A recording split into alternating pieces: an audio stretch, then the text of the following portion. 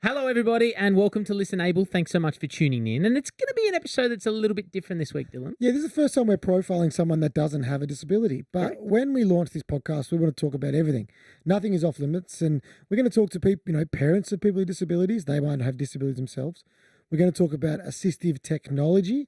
So like ways that we can help, maybe things about funding schemes, government. We're going to go really broad here. I'd love to get, the person who runs a disability scheme in Australia in here with questions from people with disability on how they can make Australia a more inclusive society. Yeah, So it exactly. doesn't necessarily have to be disabled people in their stories. We're trying to make people all across the world more learned on accessibility. Yeah, exactly right. But also the ways that people can help. And obviously, for a lot of people with disability, they're often left out of social circles, which is really tough. And the most intimate of social circles, your partner, relationships, are something that's often, people with disability often left by the wayside. Mhm. And could you imagine, Angus, you're in a happy relationship, how hard that would be?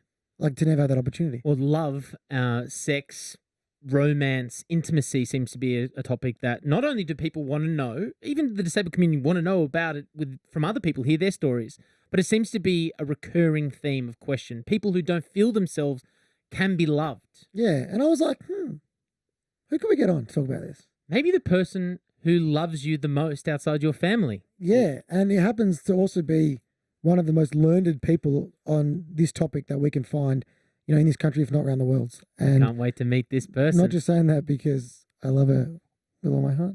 Let's meet our next guest.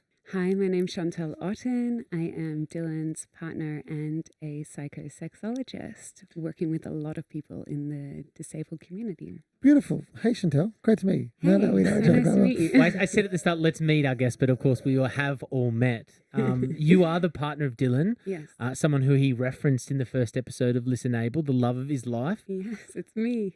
But there are so many things that you're able-bodied. There are so many things that people want to know about. Not necessarily, yes, your relationship in general, but also people need to know what you do in this space, because once they get past the fact that, yeah, I'm sure you chat to couples and their relationships and their sex, but there's so much more to your role and you as a person. It's really interesting. I Yeah. can't wait for people to hear this episode. So for people that don't know much about what a psychosexologist is, I know when we met, I didn't know too much about it either. I was just very excited when some Chantelle Otten sexologist sent me an Instagram. I was like, wait, oh God. Hey.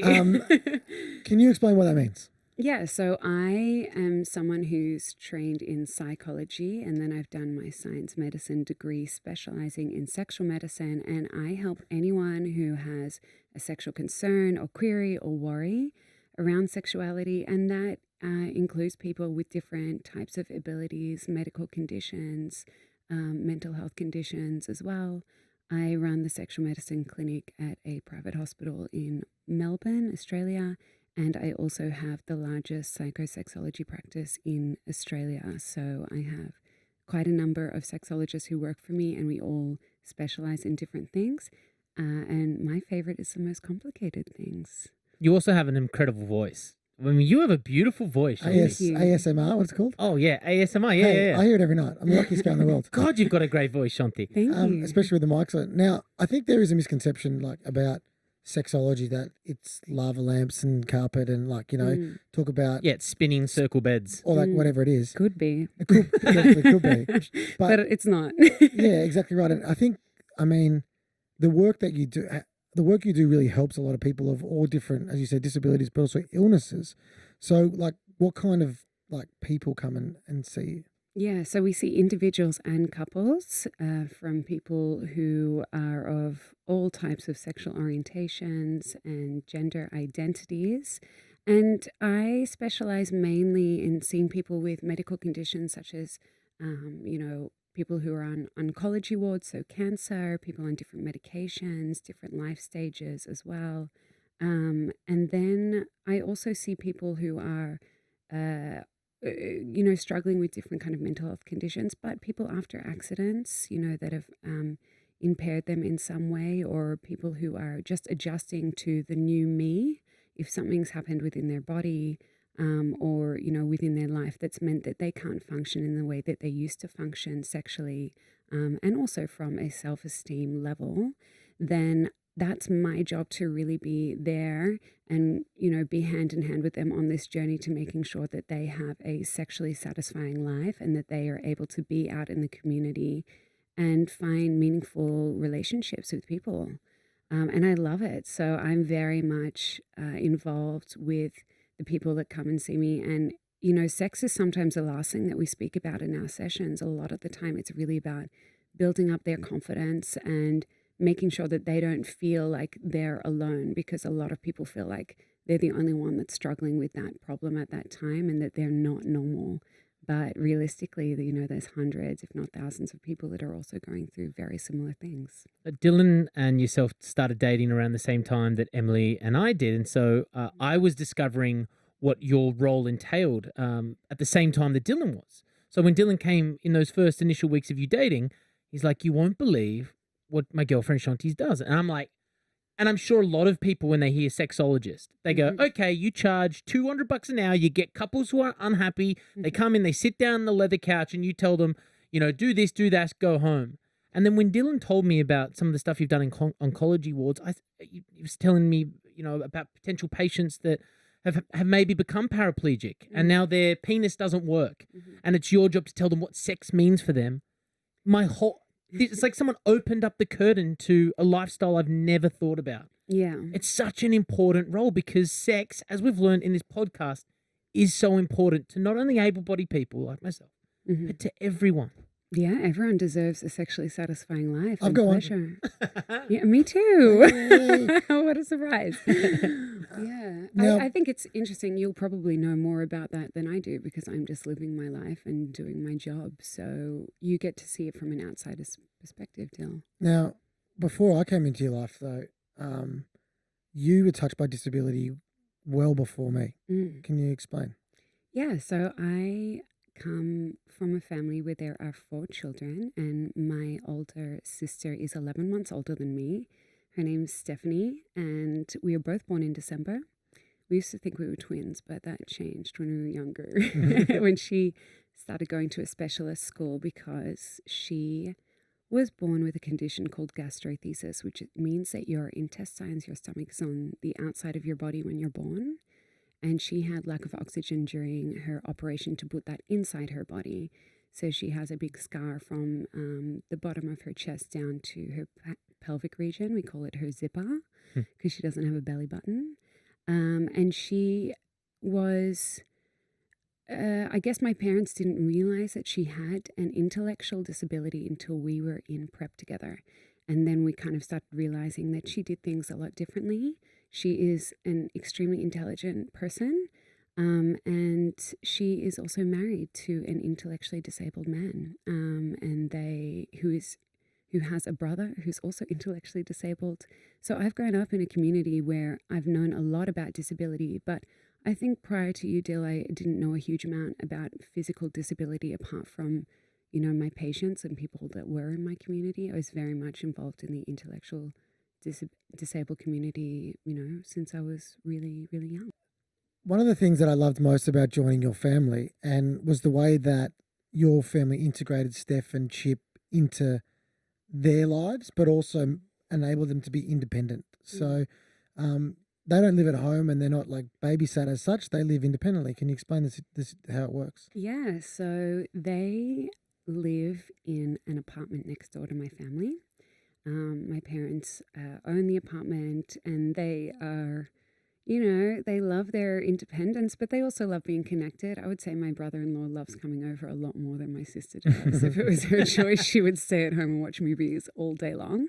But they both work full-time, and they also volunteer. So Chippy, my brother-in-law, he works at a supermarket and, is in customer service, and my sister works in a workplace for intellectually disabled adults, and she does like packaging, and she kind of wins awards for being like the best packager and all that kind of stuff. Yep. And she does volunteer work as well. She has been fired from a few volunteer roles. Oh, she's a diva. She is such a diva. She gets what she wants. You know what? Hey, like a sister. No. Run the family. She just, every time we have to wash the dishes after family dinner, Steph just conveniently needs to go to the bathroom. Hey, Clever. so do I. We both use our disability to get out of Yeah. it. Dylan can't reach the sink apparently. Yeah, we have a theory in my family that she's been faking it for 30 years. I love it. It's just convenient when she needs it to be yeah, convenient. she's like way smarter than all of That's us. so good. Now, Can I just ask one question before we move of on? course. Do they have sex with each other?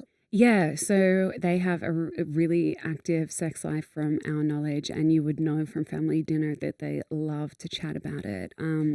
Steph told me The reason that we're allowed to talk about this, like we would not normally ask about their sex lives, but they openly bring it they up quite a bit. are like obsessed with talking about their sex lives, and she will. My sister can't read or write, but she uses Siri to like talk and send messages, and she'll accidentally send me dirty texts that she's sending to my father-in-law sometimes, and she'll be like, "Love you, sexy man," and then she'll be like, "Whoops, that was for Chip," but she's so meant to send it to me just so I know. So you know what's going She'll on. say like, I'll she's be- like, "Oh, we go through a bottle of lube a week," and I Oh don't know my what they're gosh. doing, like if they're putting it on toast, but we just let them do it. I'll be a touch scared if I get that text one day.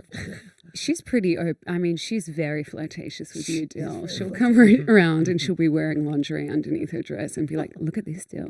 And we're like, "No." I'm like, I'm with your sister, Steph. "Hands off, you're my man." How much of an influence do you think your sister played in getting into the disability space within sex? Oh, I think that's a really tricky one. I guess Because you might probably- subconsciously have just done. Yeah, I mean, I've just grown up with it, so I guess. And also, like, my parents are really big givers, so they've taken care of a lot of people in our lives. And that's in terms of working and you know, financially and housing wise. And they've just always said everyone is welcome in our house. So for me, there wasn't anyone that I have met that I don't feel like I can be open with and that is not allowed, you know, to be part of my life. And I think that they taught me that everyone is equal and that we should just be kind and open. And I think, you know, part of that is just growing up with my sister and, you know, all of her friends and the crazy parties I used to go to. And, you know, I don't know if you've been to intellectually disabled parties, but they're like so much more fun than able-bodied. Like people who are, you know, not in the intellectually disabled space. So we've always just had a really fun upbringing that's been open. And I guess that meant that when I got into this medical and psychology space, I was a lot more accustomed to the challenges that would be thrown my way because it was just natural for me. Can you talk about, not obviously, I'm sure there's, and maybe you can't at all, there's the confidentiality between yourself and your patients. I'm not looking for specifics, but can you talk about some of the cases that you work with? So, you know, we can understand that people maybe who, you know, I've talked about the example of an accident, physical accident, but can you take us through in the disability space what kind of, what you've come across in your years? Yeah, that ranges. So for a lot of people in the intellectually disabled space, that's around negotiation, safety, consent, because they are much more vulnerable to abuse and trauma, and especially spousal abuse. So you have to be very careful that they know that they're allowed to say no and that they're having safe sex as well.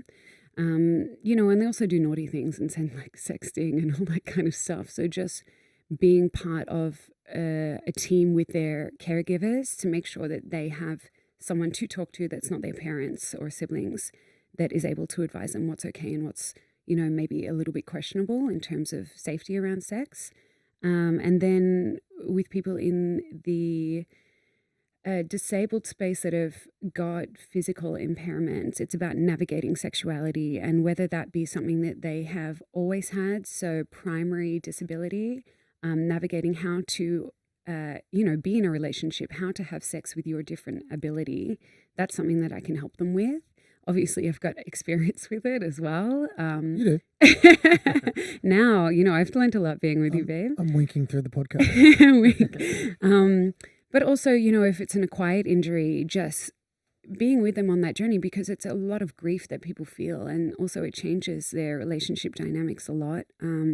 There's a lot of people who have physical impairments that can't have relationships, maybe with cerebral palsy. That's an example of mine that a lot of people in that space really struggle because they deteriorate as they age. And, they have people with disabilities often have really erotic minds. So they have really big imaginations. And for me, it's being that person that they can talk to about that eroticism, about their fantasies, but also maybe helping them find someone that could be part of that fantasy for them as well. And that means working with really well-educated sex workers as well, and making sure that my patient is safe and that they feel comfortable with the people that they're with. And also navigating relationships as well, because I worry sometimes that there are relationships that might be challenging or maybe happening for the wrong reasons, essentially. I really don't like it. Catfish style or benefits. Catfish style, benefits, but also pity kind of relationships, and caregiving relationships where the person's not in it to be your partner, but to be your caregiver and to have the benefits from that, maybe a stable household or disability kind of income as well. So that's for me to be that sound voice for them, to just say, hey, I see what's happening. A lot of the time, though, if my patient's happy and they're safe, that's something that I'm okay with, and I'll just be with them to make sure they don't get taken advantage of. Wow, that's such a huge responsibility. It is huge, yeah. I think we got to play in the sex working space for me. I mean, we have to delve a little bit deeper into that, because that would be that's actually something I've never thought about. Yeah. I do remember watching a documentary, only as you said it. Mm-hmm. I do remember watching a documentary of Is it correct term sex surrogate as well? Is it sex? There is sex surrogates, but there are different laws in different states in Australia. So in here, I mean, I just say sex workers because that's what they are. Yep. And, everyone has a different identity that they put on them. But for the people, the wonderful people that I work with, they just say, you know what, I'm a sex worker and I'm happy to accommodate. So they provide opportunities for people with a disability that have been excluded from having their sexual desires met. Yeah. Or that might have changes, like a catheter, for example, a permanent catheter, or, different orgasmic abilities, or maybe erectile dysfunction, or maybe they've lost a limb or something like that. So it's about providing stimulation that is far beyond just penetration and orgasm, which is what we all tend to focus on in Australia, but that we need to kind of veer away from, because it's pretty boring to just have penetration and orgasm every time when you've got a whole menu full of sexual activities to do. Well, that was one of the most dangerous things for me growing up, is you learn a lot about sex through the internet and pornography or whatever it is, and I'd always look at things and be like, I can't do that. Do I have self-worth? Am I going to be sexually active? How dangerous, I guess, are those stereotypes, especially for people with disability who will not be able to see themselves or role model or have any understanding what they can do? Oh, super dangerous. I think they're so dangerous for everyone in general, to be honest. I have a lot of young people that we don't have adequate sex education, and so we turn to porn for, I guess, a view of what sex is meant to be like. But pornography was not designed to be educational. It was designed to be entertaining, and that means that a lot of young people are going, well, am I meant to be moaning this way? Is my penis meant to be this big? Am I meant to have no pubic hair? Or I don't look like these people and I can't do what they do. And if you include someone who has a disability into that, then there's nothing they can identify with, apart from, the kind of disabled porn that's way too fetish style stuff way as too well, fetishy and just not realistic. Yeah. Babe, haven't I told you? Were you a star? No, I've got a new revenue stream for us. Yeah. www.paraplegicpleasure.com. We're falling on hard times. Now, hang on, Chantelle, did you know? Amputation Am I part of this plan? Amputationdomination.com. In all seriousness, did you know that they are two websites that Dylan at one time wanted to buy? I do know that. I think you did register them, didn't you? No, on the board. It didn't actually pay for it, but it was going to register. Oh, God. Still there You know if we want to what, do it. babe? If any amputees listening, amputation domination. Still there. So in that role of sex workers, do you find that, because I'm going back to this documentary, I briefly referenced there before, it was a father who had a son who wasn't going to be able to get find somebody who was going to be able to fulfill his needs sexually. And so he took him to a sex worker on his request, on his son's request, Yes. at a very appropriate age. Yeah. Do you find that some parents come to you with those sorts of requests to say, look, you know, I want my child to live a full life, and a full life involves sex in whatever form that is? Yeah. Do you find you have parents who are kind of leading you into finding appropriate safe spaces for that? Yeah, I would say that a lot of the work that I do with parents would probably be on the pro bono side. It's just providing advice on the whim. I do a lot of pro bono work because not everyone can afford to see a sexologist. And a lot of my patients that are in the disabled space are on NDIS or, government funding. Yeah. And so they can't afford to be seeing me, but I feel like it's a duty of mine, and I'm the only one that they can talk to about this. Parents would send me a lot of DMs on my social media and just say, you know, who would you recommend? And I'll just say, you know what, it depends on where you live, or, you know, I know that this person's really good, or this, location. But yeah, sometimes I get parents coming in with their, you know, child and saying, how do we talk about this? And how do we navigate this? And who can I bring them to? And that's, you know, such a pleasure that they've come to me and been so open. Yeah. And God, that's such a great feeling that someone feels so comfortable to come to you with that. No, I'm easily in the happiest part of my life that I've ever had. I'm very happy. I'm in a beautiful relationship with you, Chantelle, and hope you feel the same way. 1,000,000%. A Google percent. Yeah, good. It's I'm so glad I met you. You changed my life from the moment that I did. However, I get asked this question a lot by people, and when I first got with you, we became intimate. It was pretty much for me like having a, how do I describe it? Like I felt like the pressure to perform, because you are like the Roger Federer of your industry. You're the Rolls Royce. You're the of Rolls sex. Royce, right? So for me, you're the MVP. For me, and Angus, everyone else goes, mate. I mean, you are the goat of what you do. You're the goat. You know everything. Well, so we imagine. Oh, it's true. It's true. Yes. Hey, I've had a lot of practice. And valid. But I've got to say, on the flip side, you'd never been with somebody with a disability or in a wheelchair like me. How was it for you having, you know, sex with someone with a disability for the first time? I've never felt butterflies like that before. Wow, I was so nervous, but so excited at the same time to see how it would work, what was going to be different. And of course, you know, I think in my mind, this is the healthiest and most pleasurable sex that I've ever had, because it is just so expansive and it is so erotic and it is so much beyond the mainstream view of what sexuality is meant to be. So I was so excited because I knew it would be really fulfilling for me. And it's paid off and it's gotten better and better. And I think we've both brought things into each other's sexual lives that have not been imaginable and that have improved us as sexual beings as well. And that's all I aim from my own personal life, is to be able to improve myself as a person every day, but also I want to be having sex until I'm fucking dead. So hey, get ready. Yeah, so that means, you know, going with the ebbs and flows of that and being expansive and trying new things. And you luckily have a really erotic mind like my own, so we've been able to work on that really well together. And I think one of the things that we've taught each other, and I've taught myself over the years, I guess, and thanks for being so open talking about this, because I think it's going to help a lot of people. And but you can have sex in whatever way you can have sex.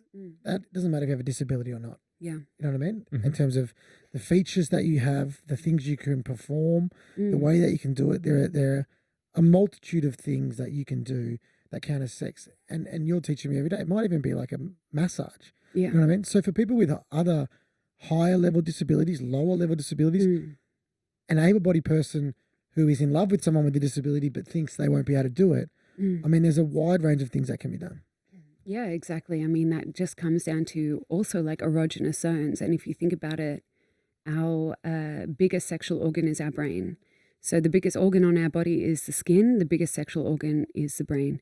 And those two are really, really important in terms of sexuality in general, but definitely in the disabled community, to be able to stimulate different erogenous zones that can bring on orgasmic experiences that are not, genitalia or erogenous zones is such an exciting thing. And I just implore anyone, able-bodied or not, to explore and expand and try out different parts of the body and try different things and introduce toys. I'm really lucky that I have support from Love Honey, who is one of my sponsors, and they are always saying to me, what can I provide you for your patients? What can I provide you for yourself?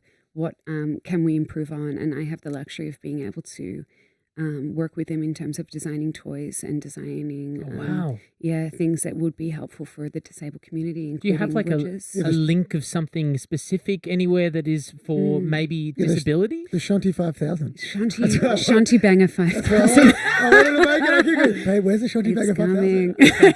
But do you have it? I mean, it was maybe not a link specific to disability, certainly recommendations you would have. Yeah, so that's we're doing some content around that in the next couple of weeks, but also that's something that I'm working with their head office for Love Honey Australia, and we will hopefully be providing a really good space that I'm happy to take suggestions from anyone in the disabled community on what you want in there.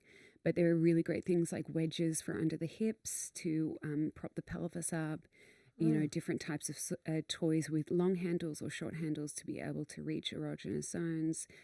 Different types of stimulation pressure. So if it's hard to feel stimulation in a certain area, we can get one that has a lot more stimulation, so you're able to feel it better. And then things, that are just fun, like nipple clamps and skin teasers and ticklers and, things that hurt and things that don't. I think what's also orgasmic for everyone is you saying the word erogenous zones. Can I get it one more time? Erogenous zones. Do I have an erotic voice? Yeah, you do. Let me play devil's advocate for a second. Yeah. We've got the Rolls Royce of sex, Chantelle Otten. We've got, a sexologist, someone who lives and breathes this world, has all the equipment at hand. Extremely talented and incredibly beautiful. All of the things. You've got Dylan Alcott. You've got an incredibly good-looking man, for one. You've also got a guy who is Beautiful extroverted. Oh, yeah. Extroverted, talented in his own right. It's like, what about for somebody who doesn't have any of these things? I mean, they're listening to you guys and you're going, okay, well, you've got a beautiful couple having great sex. Fantastic. What about me who maybe doesn't have, aesthetic good looks perpetuated by a culture? Yeah. And what's some advice for people who don't have the sexual confidence yet to come forward with their partner or someone they're interested in? Yeah, I think that's a good question, and maybe we can do that together, Dylan, because I think before me, there were times in your life that I don't think you thought you would get this kind of relationship. Times, or the whole time, pretty much. And it was something that I struggled with the most, probably Angus growing up, it was probably the only thing I was self-conscious about, really, once I got over the fact that I was getting bullied and things, because you do feel lesser than an able-bodied person. You can sometimes do less things if you look at it in the, I guess, lens of normality in terms of what is normal. But if you take that away and you just think about all the different things you can do in the different ways and the different erogenous zones and the different way you can perform, there's lots of things that you can do. I know from having a disability how hard it can be, and I really sympathise with the disabled community because they will see someone they have a crush on, they will see someone they love, they will get that butterfly feeling. And they'll think it won't be reciprocated, which it might not be. But I know... But you don't think that people sometimes put themselves out enough to find out whether it is? Say, because of that reason. That makes it hard though, man. Yeah, because you get shut down a lot, you know what I mean? Yeah, but I have to also probably give you a bit of insight into yourself. You had very low confidence when you were younger, and confidence isn't something that you're born with. It's something that you have to create. Correct. And you decided that you wanted to have a big life, and you wanted to have, someone in it that would be good for you. If I was a bad person, it doesn't even matter what I look like. I wouldn't be part of your life. Exactly right, 100%. Yeah. And I think people with a disability get fatigued because they're constantly told, just put yourself out there, just put yourself out there, just put yourself out there. But it's true. You know what I mean? It works. And the best way to change people's perceptions is through lived experience. And you'd be shocked to know, if you go up to people and ask them on a date, they might say yes. There's a really great book of a young guy with a disability, and his book's called People Think My Girlfriend's My Carer, because she is pretty good. She's good looking, and he's in an electric wheelchair. And constantly people think it's his carer because we as a society don't assume that people with a disability can have able-bodied girlfriends or boyfriends or husbands or wives or whatever it is doing normal things. And I think that's why these conversations are important to do so. And I think the other part of that question, Angus, is to flip it.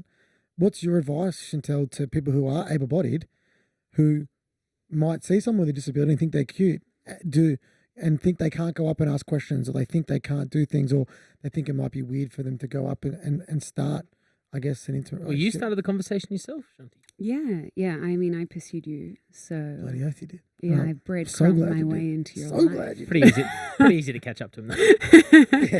You know, I was like, I mean, I saw you and I fell in love with you. So that just came from energy. It wasn't about what you looked like, or I didn't actually know who you were. So when we met, so it was kind of nice to feel that energy. But I would say that if you are able-bodied and you see someone that has a disability and you like them, don't worry about the future and don't listen to anyone else. Just do what is right for you, because even myself, I've had advice. Things will be hard for you and Dylan in the future.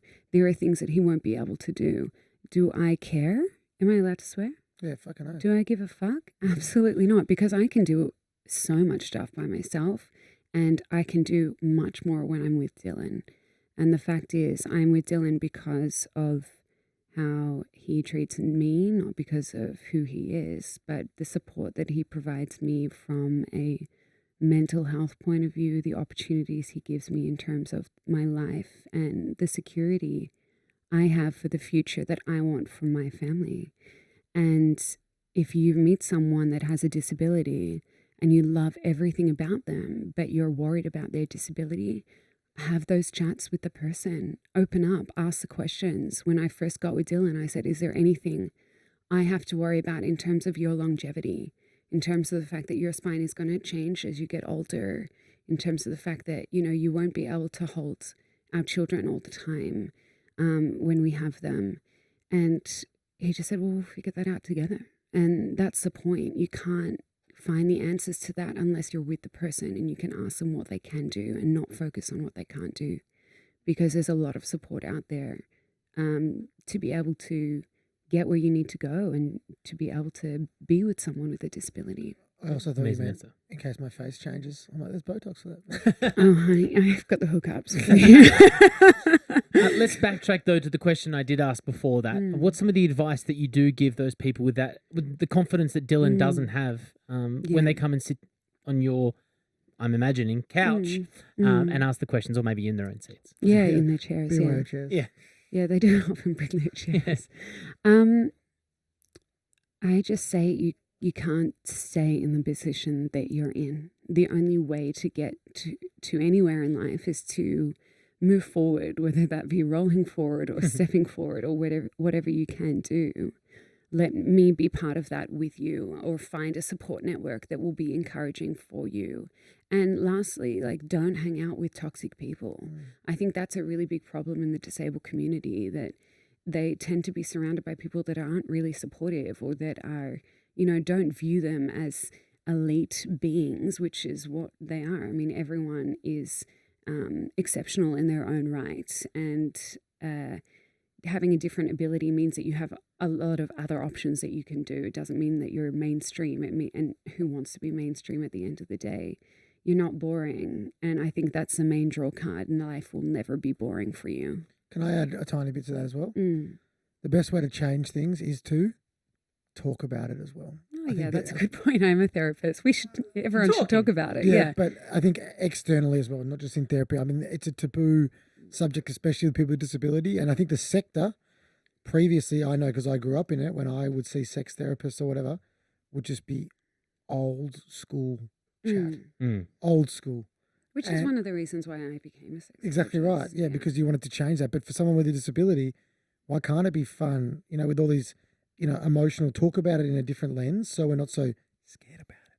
So it isn't as scary for everyone. It's just a lot more normal. So then more people get the opportunity to have, you know, actively sexual lives like they deserve to have. And some great accessories that can help you with your sex life as well. I mean, just because you don't have the ability to do something, now there are things that can help you do that thing to help your partner get that thing. Exactly. I'm going to add one more. We're just going to keep adding now. One beautiful thing that I've been able to create is a community for people.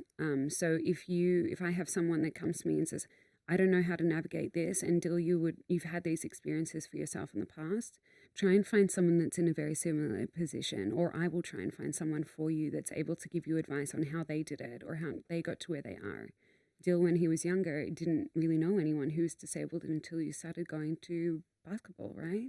Yeah, tennis. Tennis. Tennis and basketball to be able to, exactly right. To Yeah, see, you mentioned that in the podcast. Yeah, to see it role modeled and to see that Yeah. it actually can happen and things like that. It really changed my life. To ask the questions, how did you meet your partner? How do you have sex? What do you do with this and this and this? And I think the point is, if you have a disability, don't be scared, but be vulnerable to that's people great. around you. That's great advice. Yeah, talk to them about what your challenges are and how to navigate. Can I have a guess at what I think, as an outsider looking in, a big problem with sex and disability might be? Is not the person who's interested in the person with disability, who we have been saying since episode 1, step forward and make that plunge. It's their friends and their opinion of it. Like, hey, I'm interested in a guy. He's a quadriplegic, but God, I speak on the phone to him for 6 hours a night, and the friend's going, What happened? oh, really? A quadriplegic? Oh, God. Well, he couldn't come into this restaurant. And then casting aspersions before they get the chance. And then that person feels like they have to justify to a friendship group who have already started from a non-base level. Do we think that could be something in sex and disability? Huge. Ableism. That's the definition of ableism. Yeah. That a disabled person can't do it as well as an... I can't imagine a friendship group, even my own, being straight up with positive thoughts like, what a great opportunity to explore a world you don't know. I think there would always be at the start like, oh. If you said, really? My girlfriend's in a wheelchair, Angus, they wouldn't say, oh, what's her name? They'd go, what happened? Yeah. What do you mean? Are you serious? Yeah, how are you going to get over that? A lot of They hardships. wouldn't, before they'd even ask what their name is or what she does. Yeah. So I think that's a really interesting part. And I think that might be holding a lot of people back from making that plunge into love with somebody. Yeah, and that's why I said, it's best to hang around, supportive community and supportive friends, because I think that, I know that a lot of the time friends and family do get in the way, even if it comes to funding for people with disabilities who need to see sex workers to be able to, have satisfaction and to have sex, because everyone is allowed to have a healthy sex life. A lot of the time families will not, contribute towards having a sex worker to be part of that. Or you'll see friends who are really, really in the ear of someone who's dating a person with a disability and saying, well, what about this? Or they'll just not understand, or you'll get, invited to parties that are up like 3 flights of stairs. And, if your partner's in an electric wheelchair, it's just not possible. I think also we've had examples, or I've had examples of patients who have come in who have had, girlfriends, and then the girlfriends have broken up with the partners have broken up with their disabled partner and said, well, I just want to have a bigger life than this. And I know that things are going to get in the way. And that's because their family is in their ear going, don't do this. Yeah. And it's not what I wanted for my baby daughter, baby boy. Especially in some cultures around the world. It's often frowned upon to date or to have a family with someone with a disability. Yeah. You actually bring up a really interesting point around the cost of sex. Yeah. And that's something I've never thought about as well until this discussion. That's why this podcast is great, is if you've got a child with a disability who, once again, might be on a government funding, etc., to have their independence, but that doesn't afford the cost of sex workers. Yeah. It must be huge for someone with a disability to go to their parents to ask for money. But I can't imagine many parents going, I'm not going to be putting hundreds of dollars so you can get your rocks off. I'll put it towards, more accessibility in the kitchen, or, something they think the worth is. That's a really interesting, because I don't know how much a sex worker costs, but I don't think it would be cheap. No, it's definitely over $1,000 each time. I mean, that's individualized. It depends on the person, the family, the community. And I guess I come from a household with really hardworking parents. The moment that my parents found out that my sister had a disability, they started just working 24/7, and they haven't really stopped because they wanted to provide a life for her. And not everyone has that opportunity to have parents that are able to provide that. I can understand disability so well. And the cost of sex applies to a lot of disabilities is a funny story. Obviously, to have sex, if you have like a paraplegia, often people will eat Viagra or Cialis. You've talked about for your was it Chelsea? You Yeah, at a first Jack time. Johnson concert, There you you chewed go. a Viagra. And it costs money. You know what I mean? Mm-hmm. So it's very you had to expensive save to up. buy And Cialis and Viagra. Angus, you'll laugh at this. Mm-hmm. I can't say how upsetting it was when you think you're in. Smash a Viagra. Like, Yeah. go out.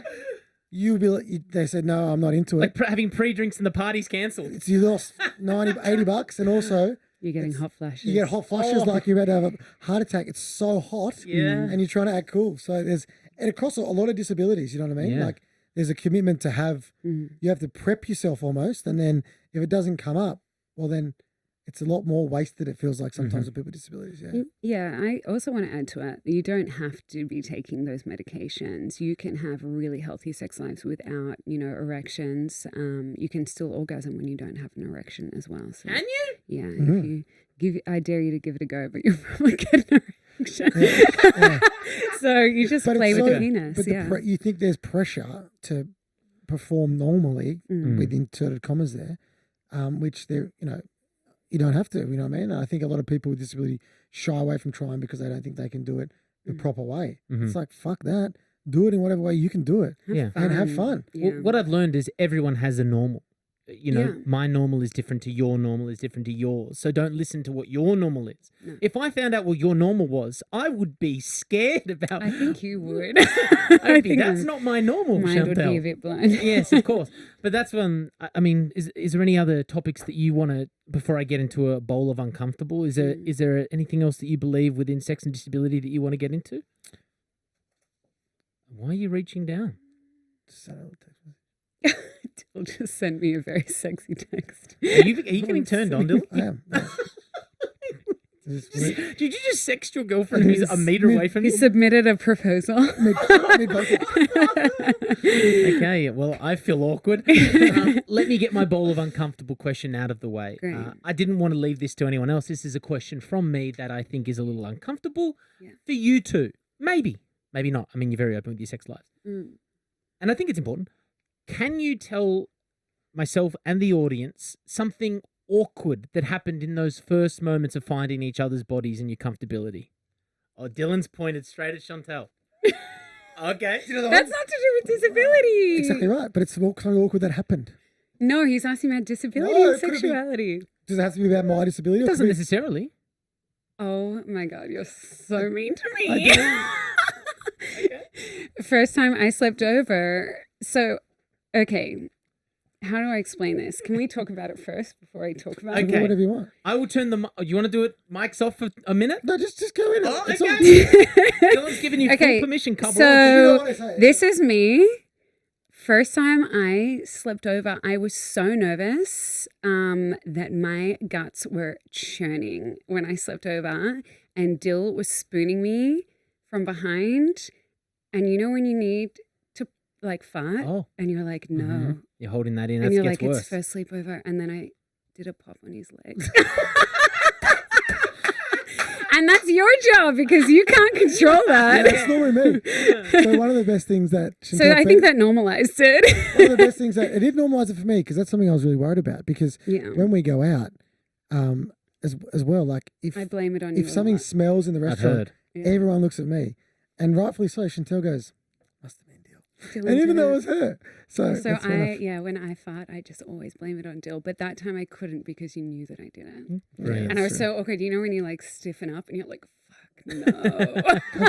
I'm glad the awkward thing that happened wasn't the disabled person. That normalized Yeah. Is it. that right? Yeah, Yeah. exactly. I got one for you. Yeah. Do you worry about us having kids that will have to do things potentially differently? No, I don't worry about it. Worry's not the word. I think about it. In a way, I fantasize about it. I'm excited for it, and I'm excited about how things will be different. We might have to do things in a different way. We might have to go through IVF to have children. There's a lot of things that will be out of our control when it comes to children. But I know that you and I can do so much as a team, much more than we can do as individuals. And I know that just means adjusting things a little bit. It means having a house that's accessible. It means having, a cot next to our bed. So, if someone's, if the child's crying or children on IVF, we might end up with 3 at once. And if we do end up having, I do sometimes think about, if we have twins or triplets, because that is a big thing that could happen if you go through IVF. That will be a really challenging time. But no, I'm not worried about us as parents having children. I worry about normal things. Like I work in the industry that deals with people's sex lives. So I'm like, oh God, what if you have 3 kids and we're so tired we can't have sex? And I'm like worried.